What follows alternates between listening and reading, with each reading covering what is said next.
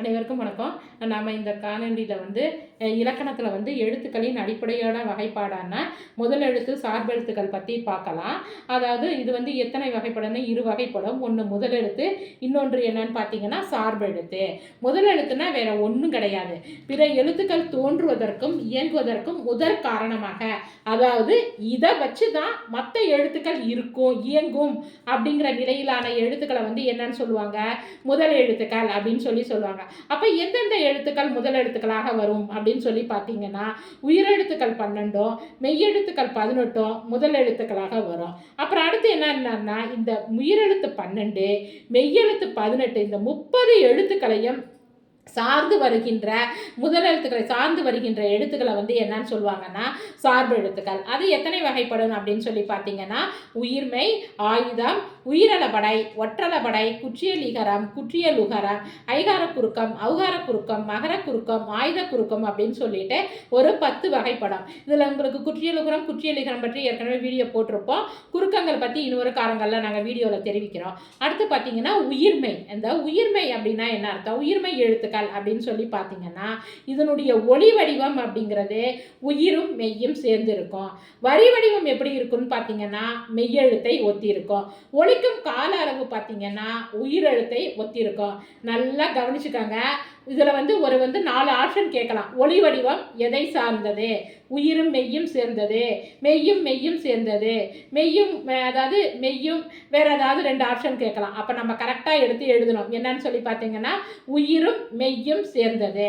அடுத்து நமக்கு ஒரு கொஸ்டின் கேட்குறாங்க, வரி வடிவம் எதனை ஒத்திருக்கும் அப்படின்னு சொல்லி பார்த்தீங்கன்னா, மெய்யெழுத்தை ஒத்திருக்கும். ஒலிக்கும் கால அளவு எதை ஒத்திருக்குன்னு பார்த்தீங்கன்னா, உயிரெழுத்தை ஒத்திருக்கும். நல்லா நோட் பண்ணிக்கங்க. உயிர்மெய் ஒலிங்களுடைய ஒலி வடிவம்ங்கிறது உயிரும் மெய்யும் சேர்ந்தது, வரி வடிவம்ங்கிறது மெய்யெழுத்தை ஒத்திருக்கும், ஒலிக்கும் கால அளவு அப்படிங்கிறது உயிரெழுத்தை ஒத்திருக்கும். அடுத்து பார்த்தீங்கன்னா ஆயுதம், முதல் எழுத்துக்களை சார்ந்து வருவது சார்பெழுத்து வகையில் அடங்கும். ஆயுதம் அப்படிங்கிறது என்னது? 3 புள்ளிகளுடைய தனித்த வடிவத்தை தான் என்னன்னு சொல்கிறோம், நம்ம ஆயுதம் அப்படின்னு சொல்லியிருக்கிறோம். இதனுடைய வேறு பெயர்கள் என்னென்ன அப்படின்னு சொல்லி பார்த்தீங்கன்னா, முப்புள்ளி, முப்பாற்புள்ளி, தனிநிலை, அக்கேனம். இதனுடைய ஒலிப்பு முறை அப்படிங்கிறது அக் அப்படின்னு ஒலிக்கிறதுனால நுட்பமானது.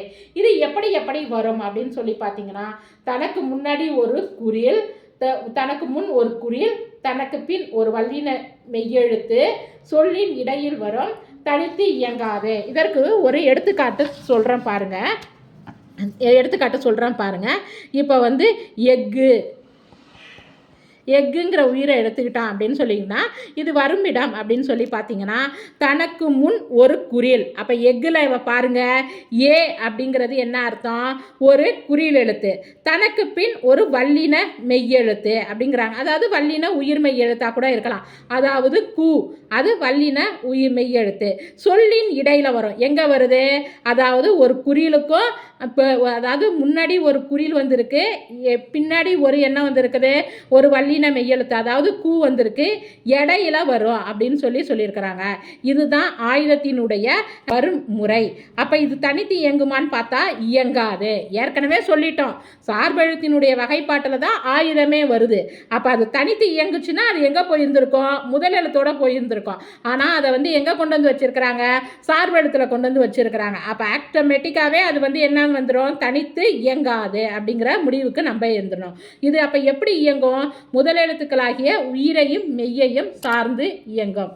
நன்றி, வணக்கம்.